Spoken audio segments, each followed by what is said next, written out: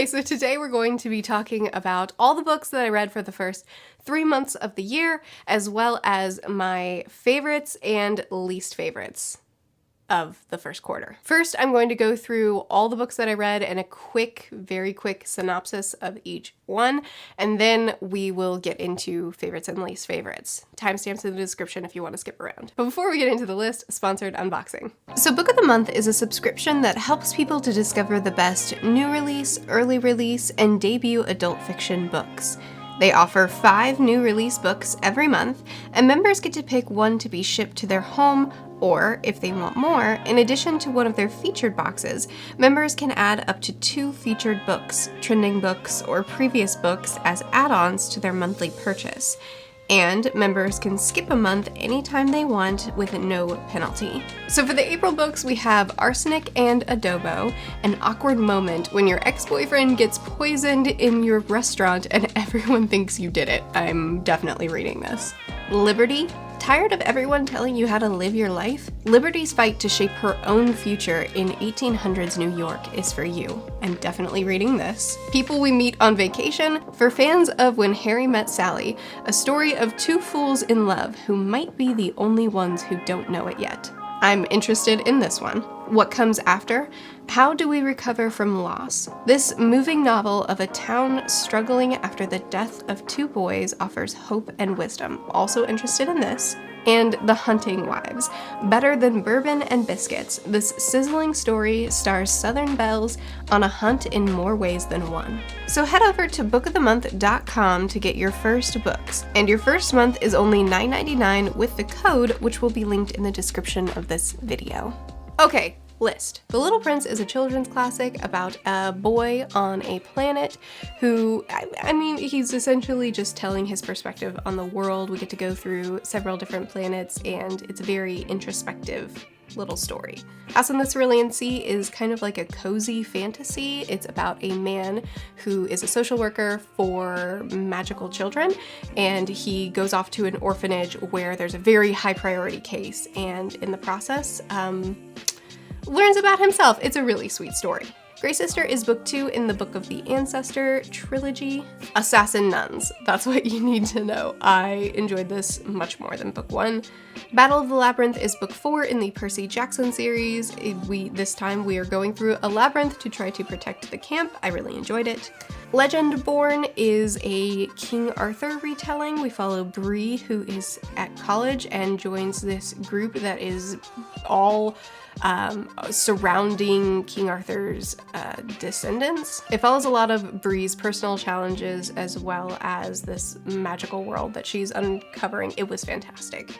Jamaica Inn is a gothic classic. It's about a woman who goes to live with her aunt and finds out that her uncle is involved in some nefarious things in a very bad area, and Mary has to kind of investigate to see what's going on, and she falls in love, and it's spooky and creepy and amazing. Starsight book 2 in the Skyward, I think there's gonna be 4, so Quartet.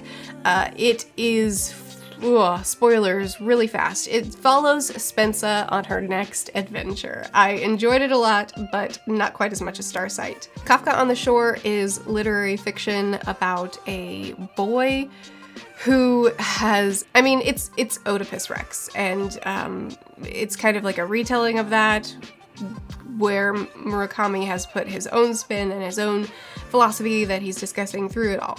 The Birds is a short story about a group of people who are being attacked by birds. It's very short. I'm not really sure how to describe it, spoiler free. Royal Assassin is book 2 in the Farseer trilogy. We are following Fitz on more of his escapades. It's very, very political, and we're learning a lot more about the world and the magic, very slow moving, very character focused. Holy Sister, book 3 in the Book of the Ancestor trilogy. It tied things up pretty well for the most part.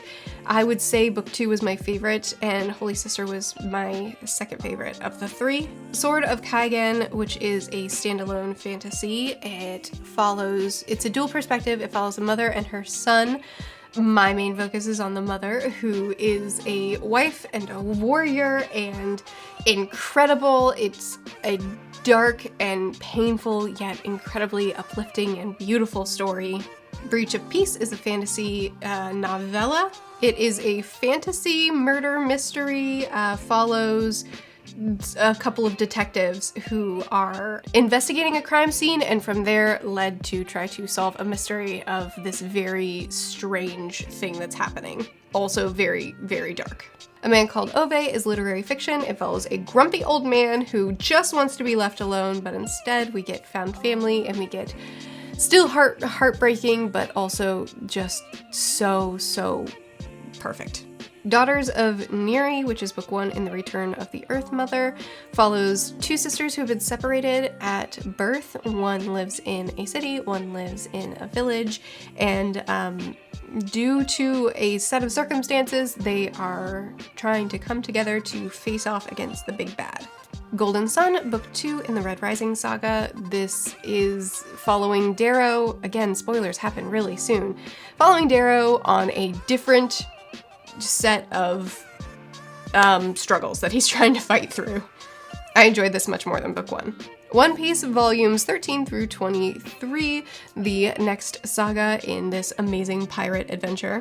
It's absurdist, and it's hilarious and fun and so much just great.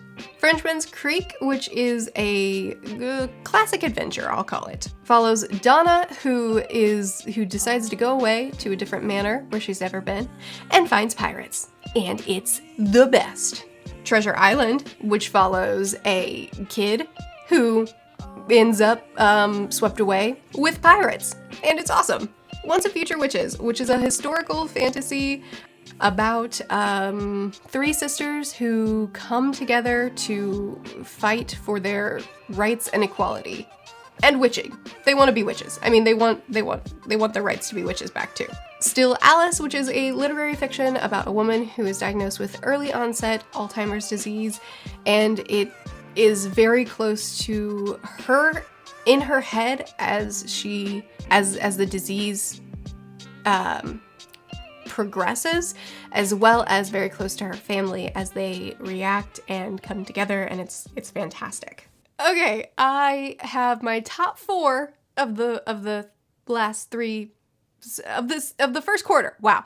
Okay, I have my top 4 of the first quarter, and I have my bottom 2 of the first quarter. Forgive me for not being symmetrical. So in this list, I'm going to give you a little bit more on why I loved or didn't love these books, but there's dedicated reviews for all of these, which will all be, not everything, but my top 4 and bottom 2, those reviews will be linked in the description of this video, as well as probably in the corner. So if you want my rantings, my ramblings, probably my crying about these books, if you want more long-form discussions about them, they exist. I'll have links.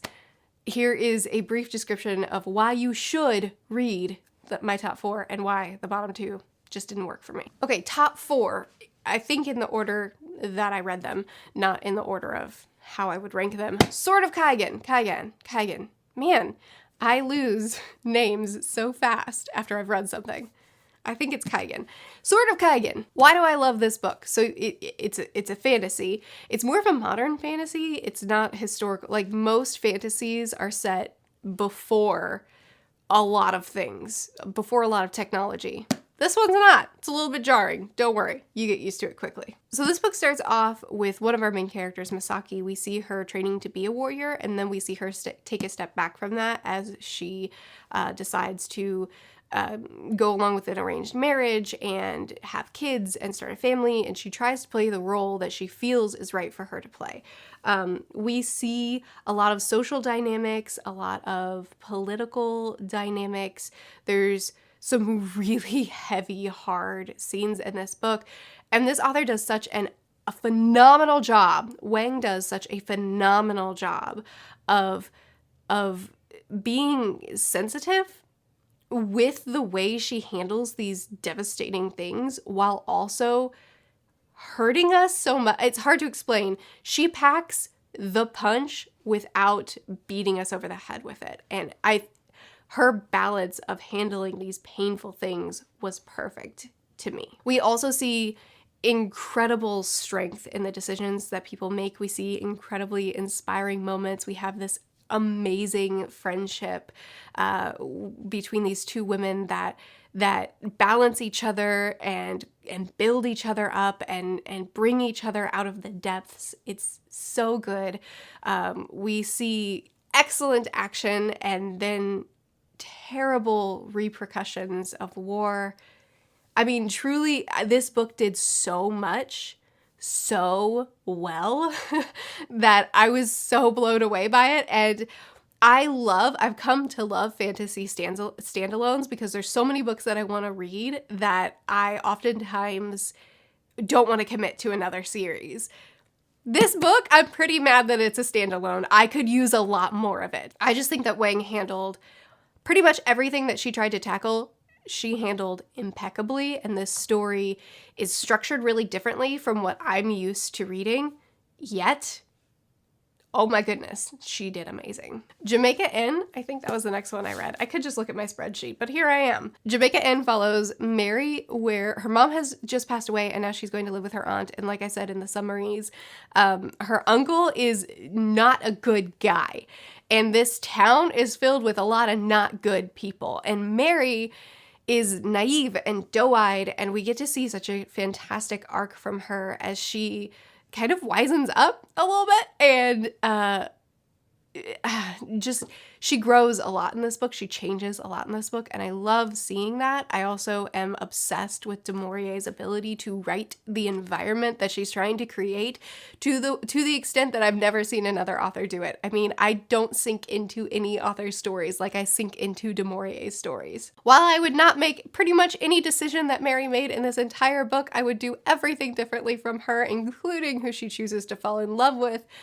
I loved watching it all happen. I believe that everything that Mary did was exactly what Mary would do. You know, it made sense to me, and I loved being along for the ride. Even if it's not the ride that I would have picked, I loved being along for it. I think that du Maurier has proven to me that she can write things that normally I should hate, but because it's du Maurier, I love the way she does it, and I love getting lost in it. It is a very unsettling story with very revolting scenes that are perfect. I love it. A Man Called Ove. I've returned this to the library by now. I'm going to buy my own copy eventually and then reread it because I have to reread it because I miss him. A grumpy old man who just wants to be left alone, but no one will leave him alone. This is a story that gets spoiled so quickly. It's such a character-focused story that it's so hard to give you a summary of plot. I have never fallen for a character like I've fallen for Ove. I have never loved a character on the level that I have loved Ove. I think Ove's my new favorite character ever, of all time. No one wins. Ove's mine. I finished this book and missed him so much. He felt so real to me that I felt like I was going to walk out of my house and see him across the way. He's my neighbor now. And I want to go visit him. I miss him. I love him. No one can write authentic and real characters like Bachman can, but I think that this is his masterpiece. I mean, holy cow. I still love And Every Morning the Way Home Gets Longer and Longer a little bit more than Ove, but this is his masterpiece. I love Ove like I don't love anyone in fiction, and I loved seeing his story unfold. I was really nervous because I couldn't see a way out of this. I couldn't see an ending that worked for this book, but I should have trusted Bachman.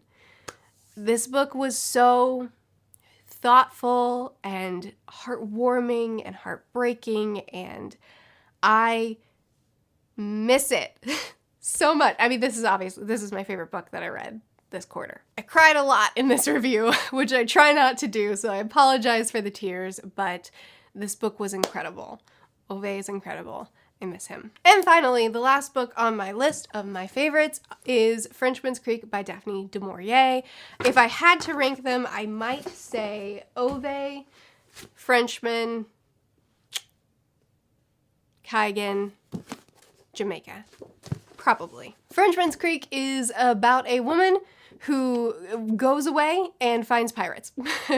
That's a really simplistic description of it. It's an adventure.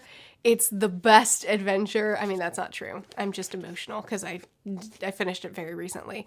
But no one can sweep me away in a story like Du Maurier. I love her books. I love the environments that she builds. I love the adventure that she took me on. I can feel and taste and see and smell everything that happened in this book, and I loved being on this adventure with her.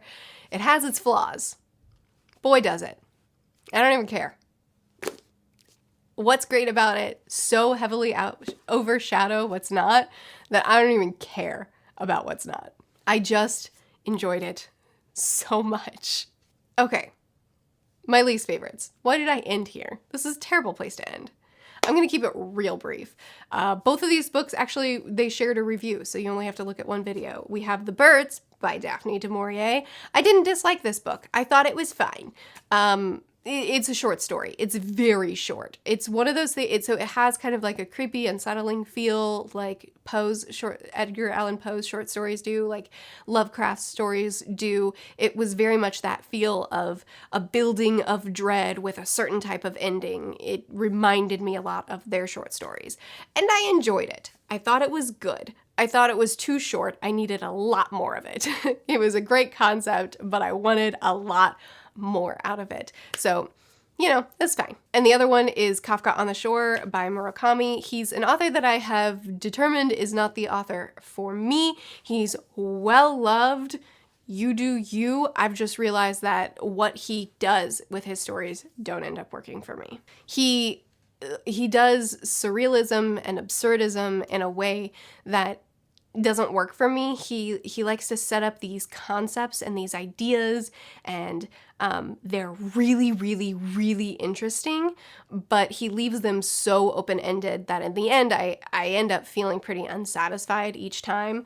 Plus, he really, really likes to dive into gross stuff that I don't like reading. It's not fun for me. His depiction of women, the way he writes sex, the way he inserts really strange things, sexual things, into places where I just don't think they belong, it doesn't work out for me. I know people love this book. I know that this is a very well-loved book, so I'm not trying to hate on it.